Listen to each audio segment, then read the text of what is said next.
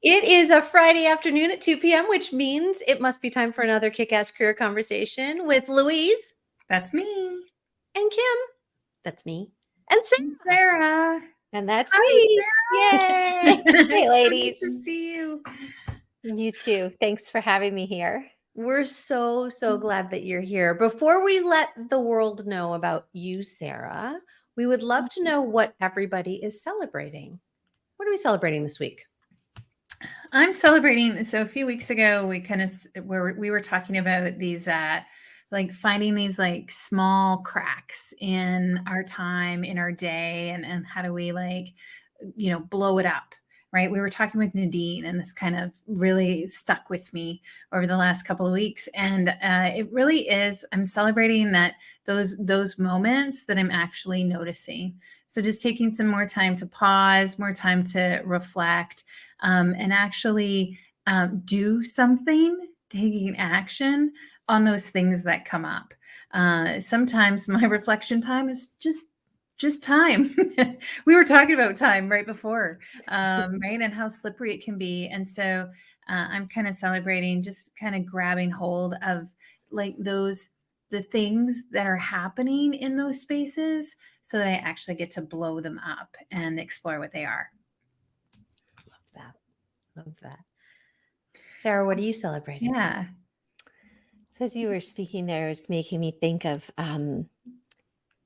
really in those pauses, I've been in the space of really doing what I love and celebrating how that is threading through all of my life. And that we just had this incredible summer where with my kids, with just so much camping and being outside in nature and having that space, having that freedom inside of what I call work to be able to have those moments with my kids. And just as this transition has gone back into school, just so much gratitude that I'm on this journey with them and have created that opportunity, really.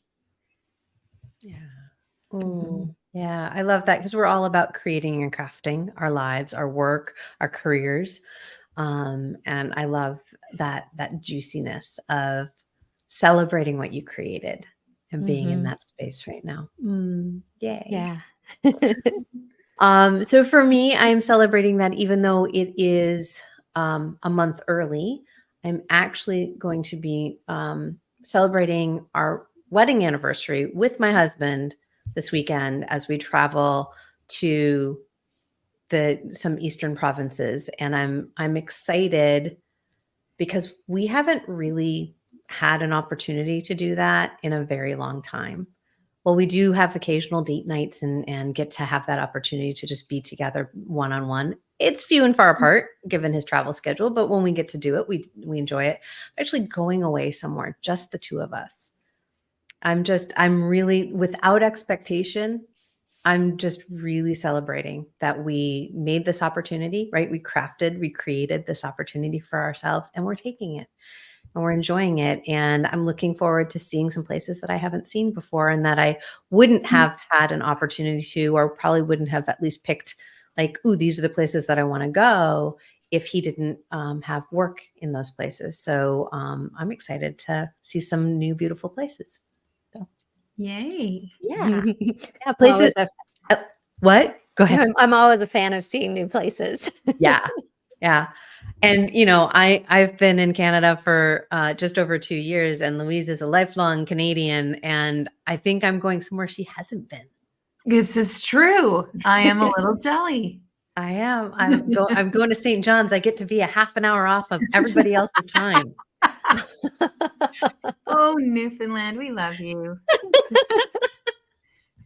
So I will let you, because on the theme of time that we keep talking about, it is going to be interesting. Like, I know when he traveled there before, he didn't realize that he was a half an hour, like an hour and a half different than us. And I said, how does it feel to be 90 minutes ahead of us? He's like, what are you talking about? I'm just an hour different. I'm like, no, there's actually an extra half hour tacked on there. How cool is that? Oh my gosh, that just speaks so much to how time is just something that we made up. We'll just do whatever we want with it. Right? Yeah. Oh, humans, we're so interesting. Speaking of interesting humans, I'm going to tell the world a little bit about you, Sarah. So, Sarah is a mystic guide, spiritual guide, and transformational coach. As a portal between the seen and the unseen worlds, she lives in devotion to creating spaces that allow people to be fully alive and deeply connected to their intuition. And I can tell you firsthand, she is fabulous at it. She is passionate about inspiring you to live as your authentic self, creating a life that is not only defined by your circumstances, but rather one crafted from your true desires. There's that word crafted again. I love that. Sarah, we are so happy that you are here with us. So happy. Me too. So very happy. You and I, we met, believe it or not, like 3.5 years ago. Oh, Two and a Yeah. half. Yeah. Right No. at the, just before January of 2020. Yeah. And it's like that time, we keep coming back to time, right, has just flown by. And I am really curious how that all plays out in your career. We've talked about crafting, we've talked about those things already. But tell us a little bit about what it's been like for you to kind of journey to this place. And have you arrived at a place you've always thought you would? No, I really never dreamed that I would be doing this and living this life, 20, 30 years ago, if you had told me. I've always been an adventurer and I've always explored myself, and I've always really been interested and curious about spirituality from a young age. I wanted to know who God was or what God was. And I feel that that theme has been threaded through my life. But I traveled and I explored and I had no career. And then I had a career in publishing. And then I came around to having my kids later in life in my early 40s. And that really shifted a lot of things for me in the sense of doing what I wanted to do rather than what I thought I had to do. And that was a very pivotal awakening, I suppose, is what happened. I also went through a really deep night of the soul, was depressed. Sort of everything fell apart and came unraveled in a really hard way, but also in a really beautiful way, because then as I was able to put the pieces back together, I really crafted what I wanted, what my heart wanted, what my soul had always been looking for.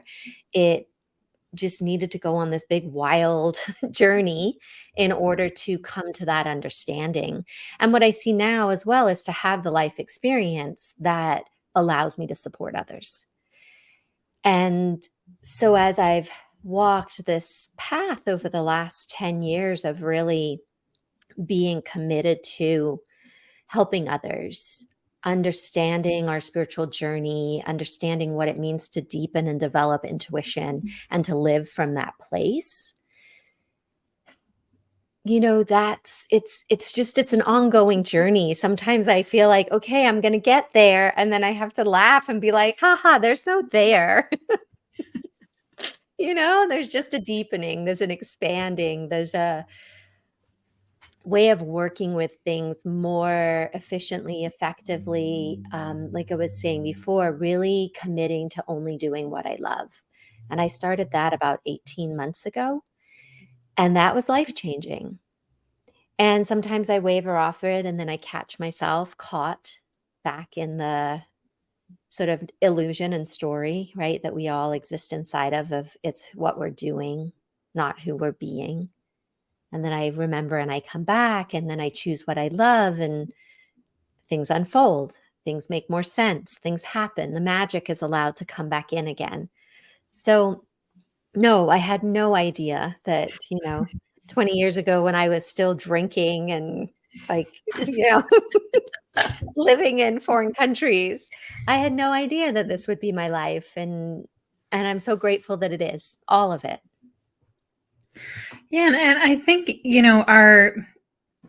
we always start with celebrations, right? And looking back before we can, and reflecting before we can move forward a little bit and see what's there, what that next opportunity is.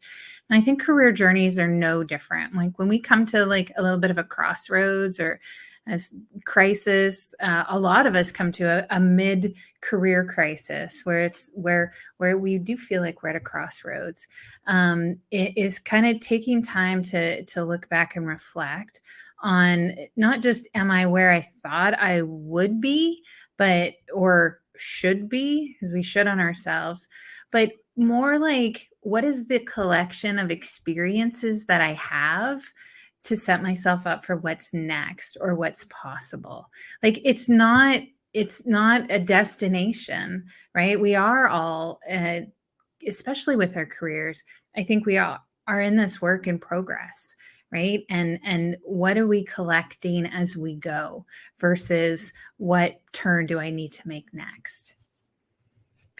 I just got a visual of collecting the seashells, right? You're going along the shore and collecting sea glass and seashells and little rocks. And right, you have your little bucket and you're just filling it up as you go. And we so often don't take the opportunity to think of it at the seashore. We think of it as the dumpster that everything's being thrown in and maybe it's on fire, because we get to that place of crisis before we slow down to get to this place of, what we're talking about today, this discovering your purpose or rediscovering your purpose.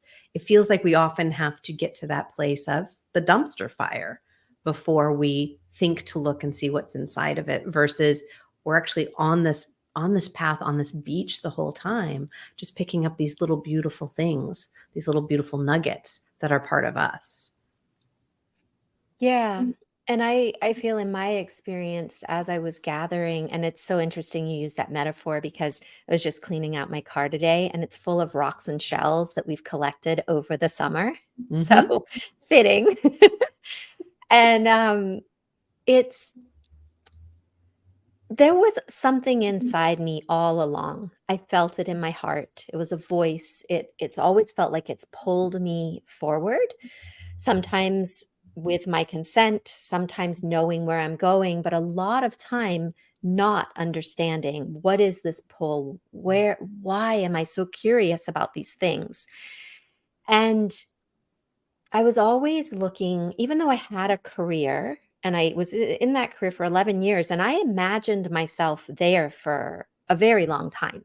I did not really see myself leaving. And a lot of that revolved around the financial security that it provided. Mhm. And yet inside, there was this part of me that was searching and longing for something more. And I didn't know what that more was. Yet it was there and it was alive. And the quality of my life and the choices that I made reflected how much I listened to that part and how much I tried to just, oh, be quiet right now. I'm busy. I've got a deadline. Or it affected the quality of the life that I was living. And for me, it did take everything falling apart in order for me to find the, I guess, resolve in me or the resilience within me to listen to that voice at a deeper level. It was almost like there was, what else am I going to do?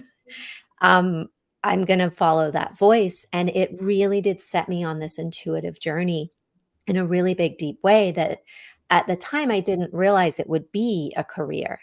I just thought this is something that I love. Mhm. I love getting up early and exploring what meditation is. And I love connecting with people and getting visuals and images and deciphering what that might mean and feeling this expansion of these parts inside me. And at the time I didn't know how that could be a career. But I just kept showing up for it because there was something that it made me feel so alive that I just trusted, not all the time, but as much as I could, that if I followed this, it would reveal itself. It would become clear what it was. And the more I practiced listening to that voice, the more it was easier to trust it, easier to take that next step or receive that tidbit of information that ordinarily I might just have brushed off, but it sparked something in me because that part of me had been allowed to have a voice and to be part of my experience. So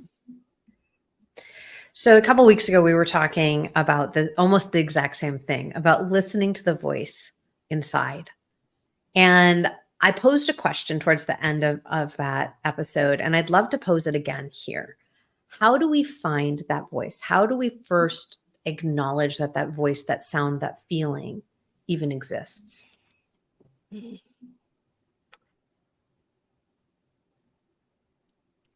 big part of my journey for me was trusting myself. So I was able, when I was living my life out of alignment with my values, out of alignment with what I wanted to do, and I was caught inside of people pleasing and codependency and numbing, it was really hard to trust anything.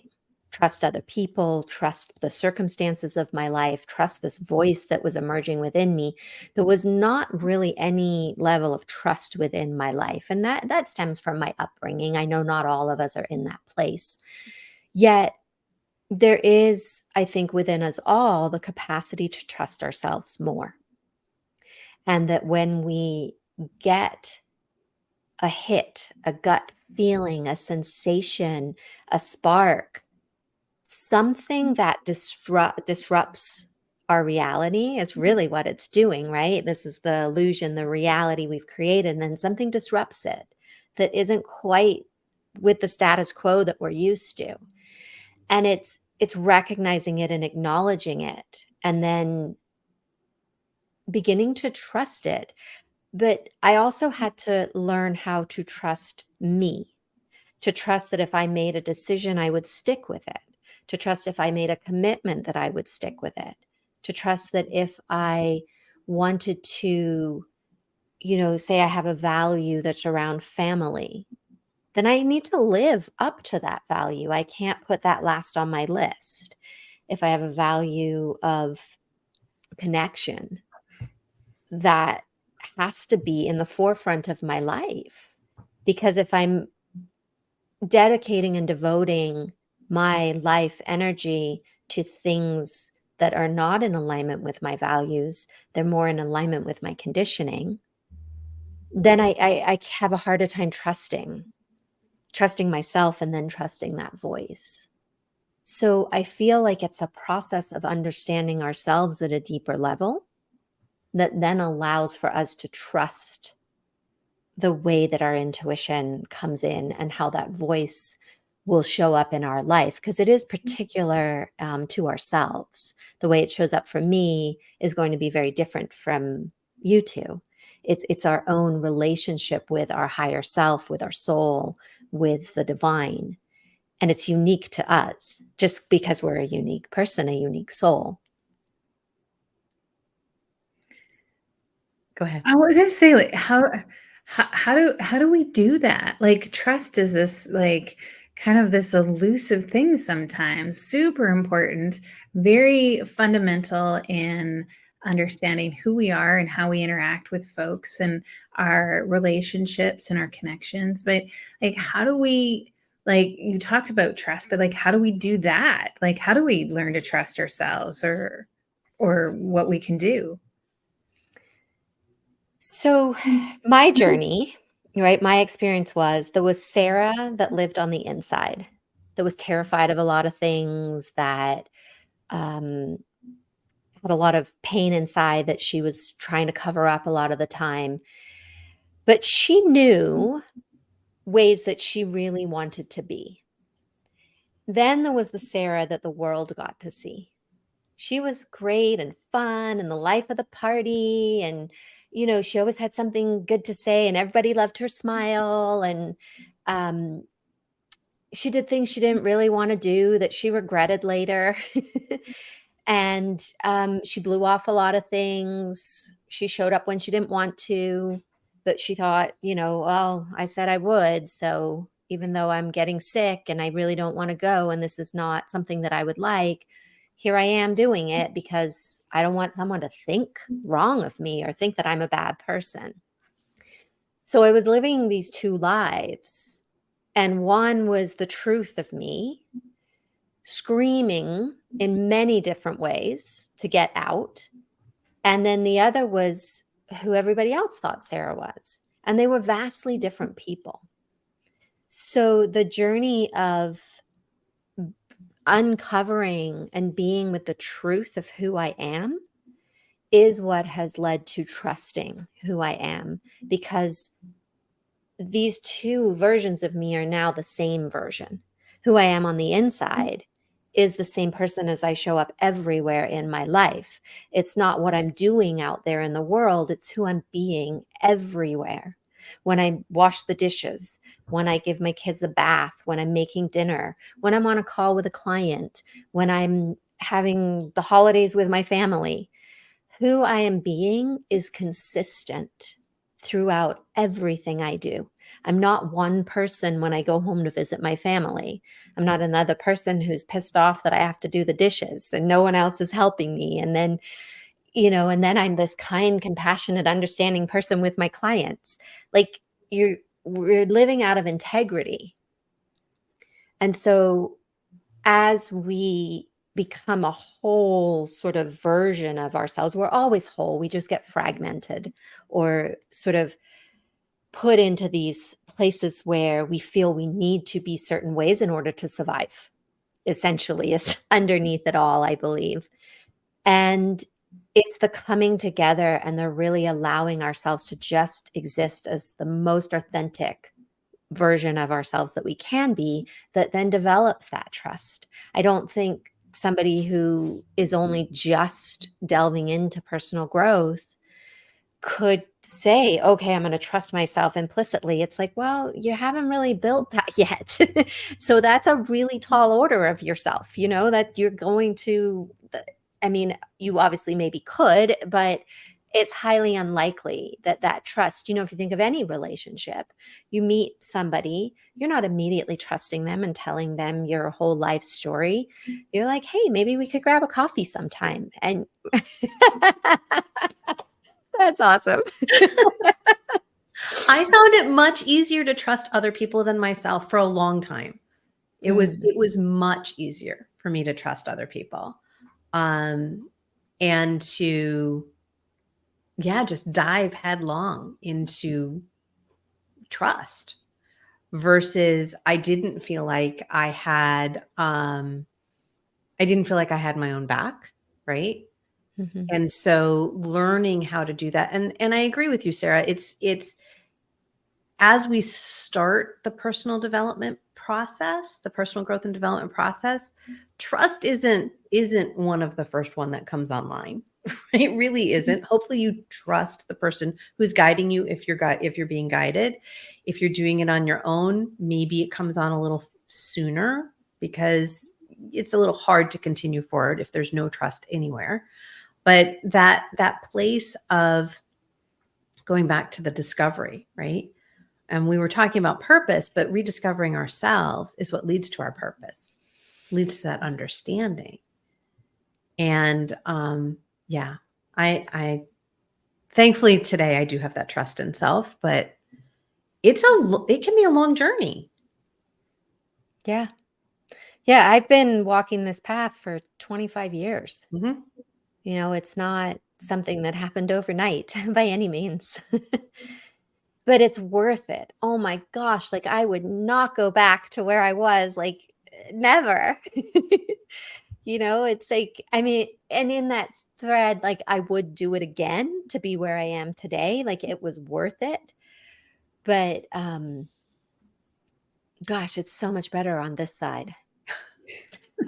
There's just a sense of peace and like an exhale as you said that. It was like, whoo, yeah. Mm-hmm. Yeah. I like me. I never liked me growing up. Like I just had no love for myself. I was always trying to be somebody else. I'd copy mannerisms and things of friends and just really had such low self-esteem that I had no relationship with myself. There was just this loathing almost of why are you so ugh? And so for me, it was a journey in all the directions of who I am. And now I really do love who I am. I'm, it's so worth the journey to explore. Yeah. Yeah. Do you feel like this self-awareness, like this process of self-discovery, like for you, you talked about like having this moment in your life where you were picking the pieces back up so that you could look at them and put them back together in a way that was really integrous to who you are, right? That rebuilding of self. Do we have to go through that like demantling before we can build ourselves back up in a way that is more like putting those selves together again?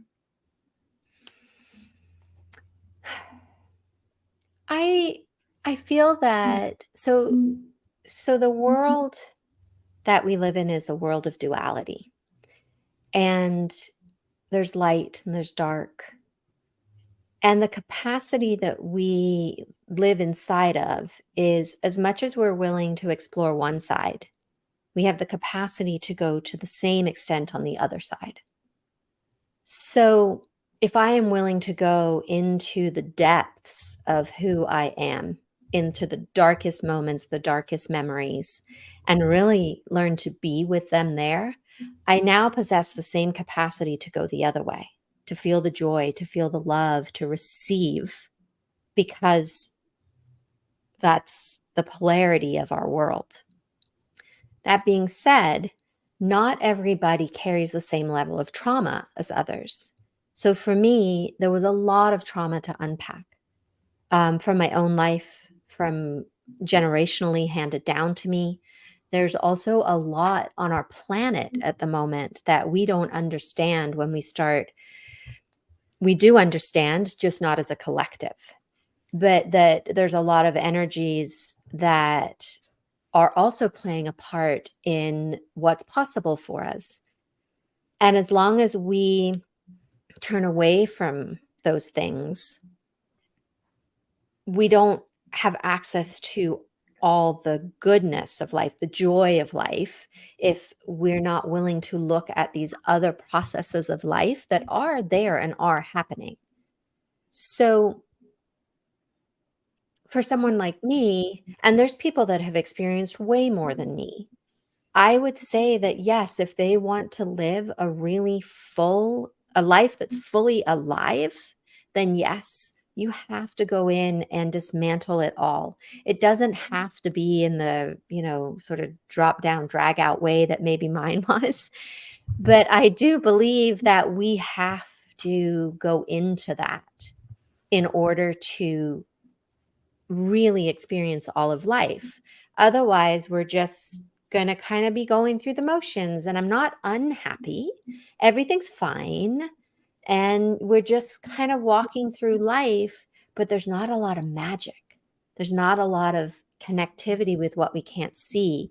Our intuition might not be as heightened. And we're just showing up for our life because, oh, well, the sun came up. I'm going to show up today.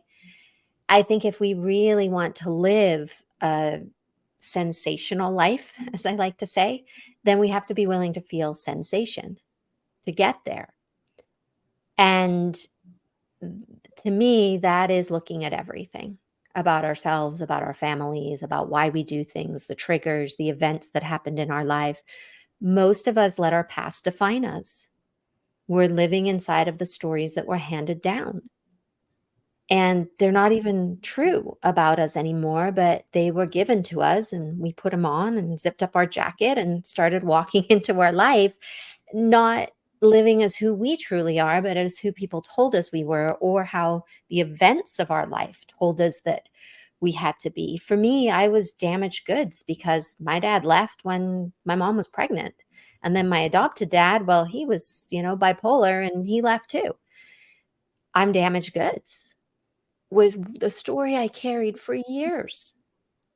And releasing that story, really going into all of those things, changed everything. So it's so valuable. There's no way that I could live a full life if I hadn't explored that.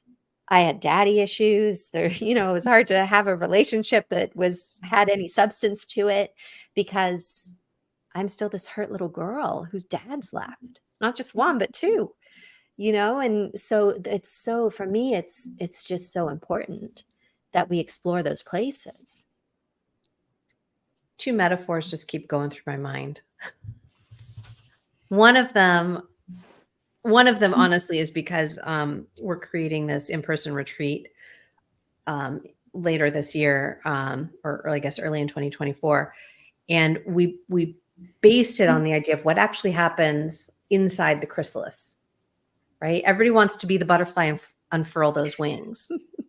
But the reality of what happens inside the chrysalis, right? The little caterpillar actually has to open its mouth and barf up all of the gastric juices all over itself to boil itself down into mush, into nothingness.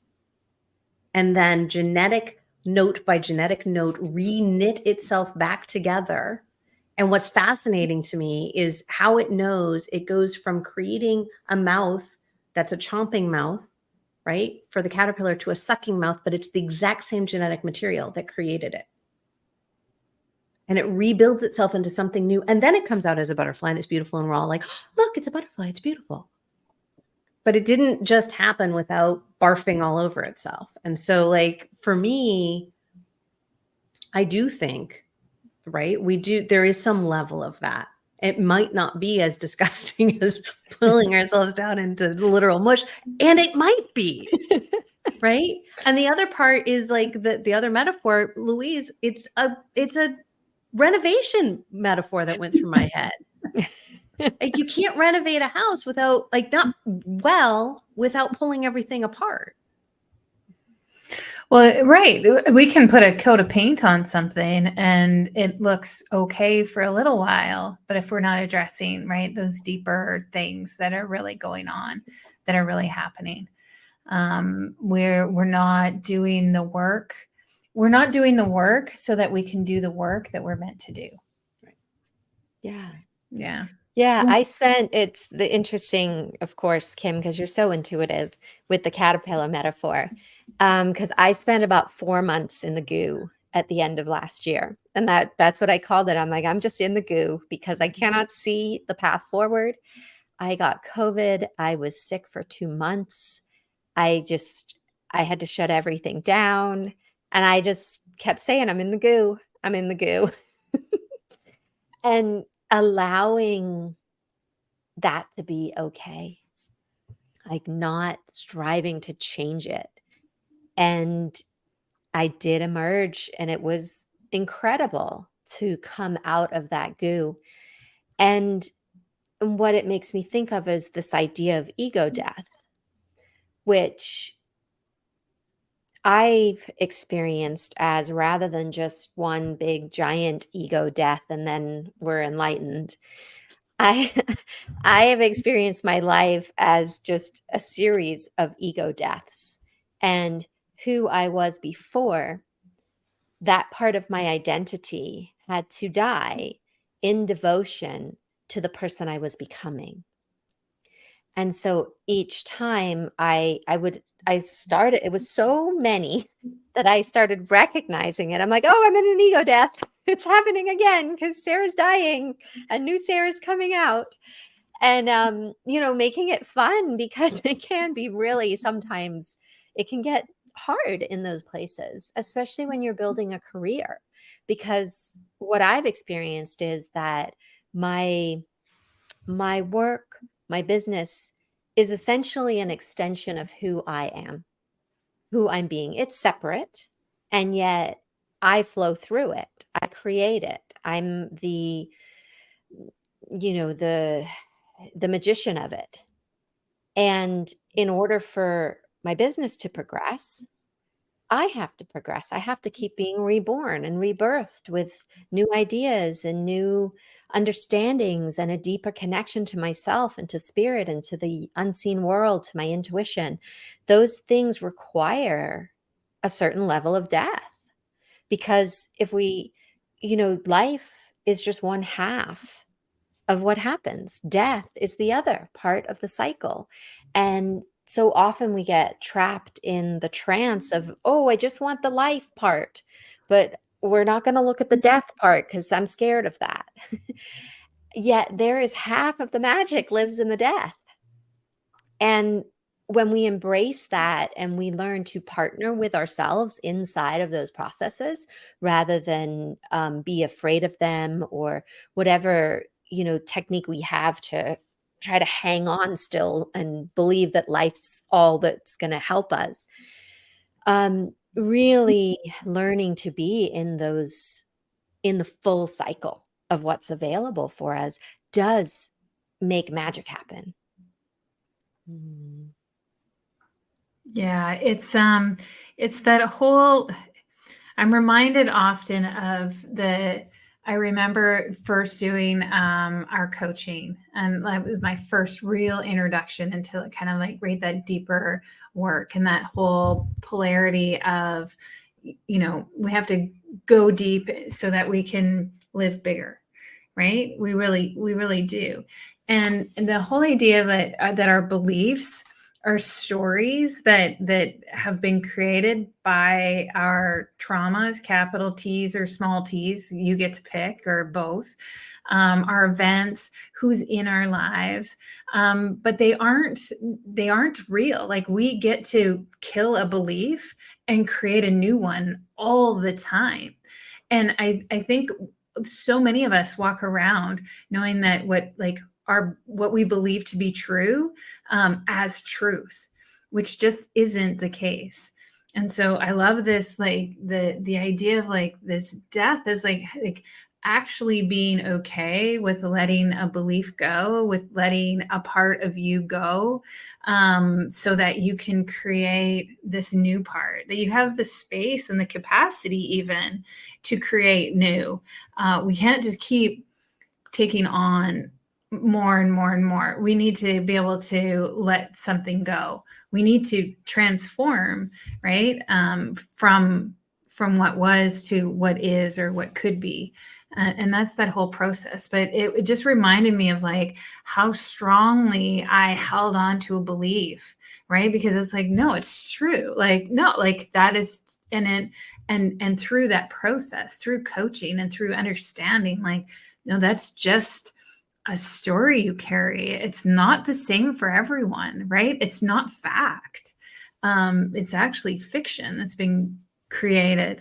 And you get so much more control over finding your purpose, right? Through that process, right? And discovering what that is so that you can step into, right?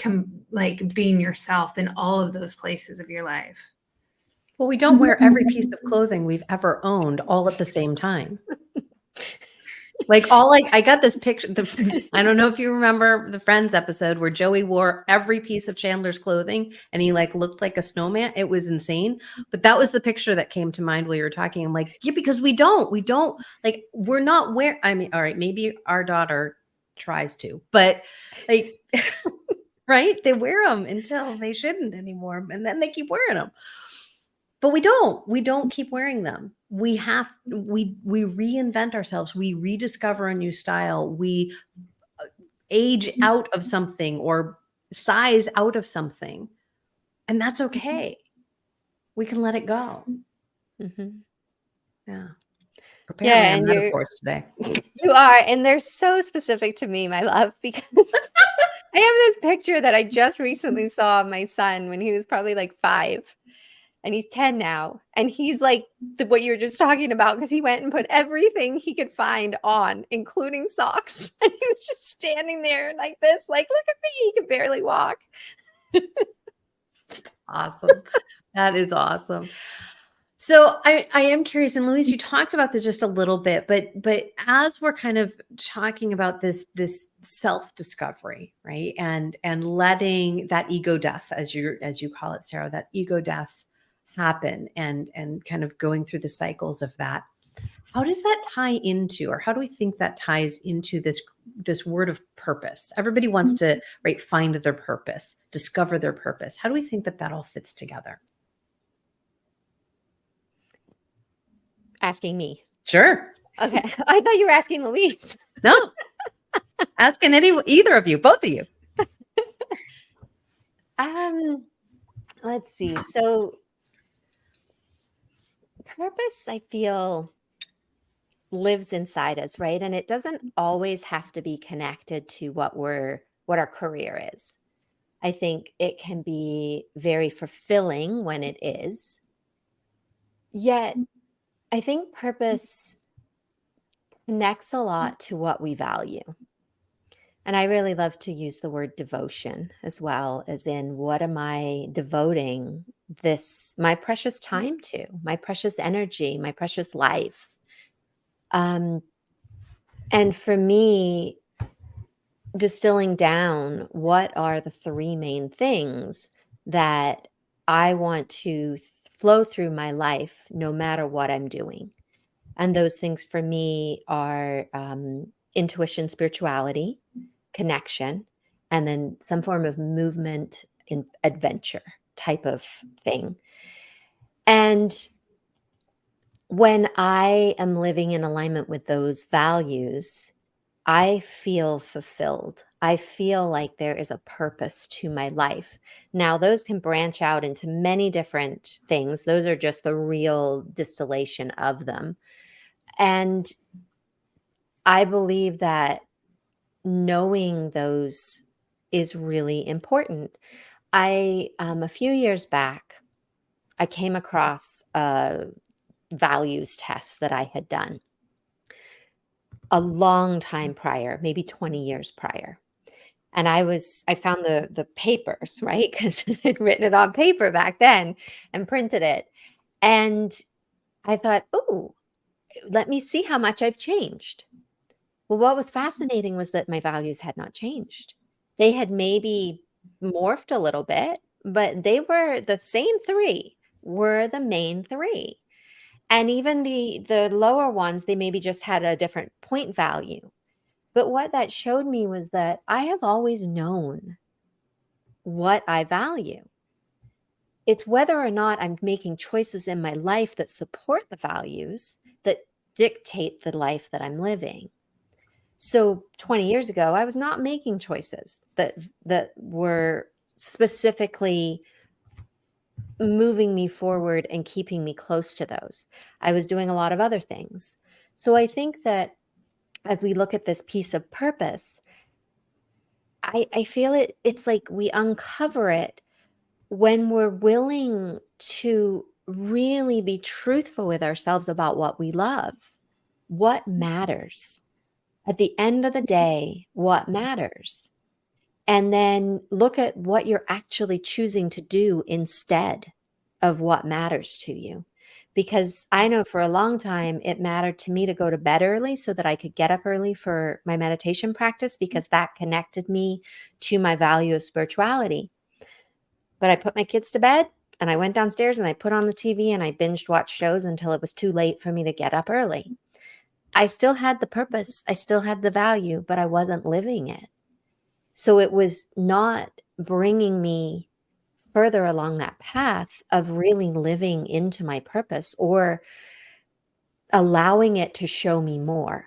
Because I have these values, and when I have lived in alignment with them, they have shown me what I want to do.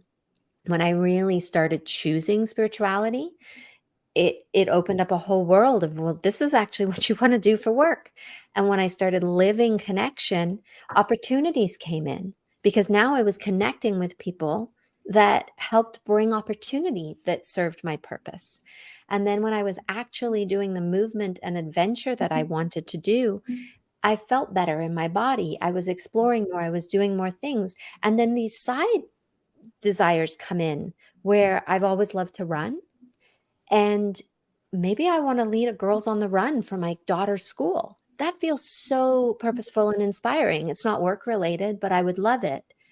But if I wasn't running myself, I don't know if that would have come in. But because I chose to show up for the things I value, I could see something different about who I am. That's that rediscovery part. Mm-hmm. Yeah, That's beautiful. So I am curious as I look at the clock.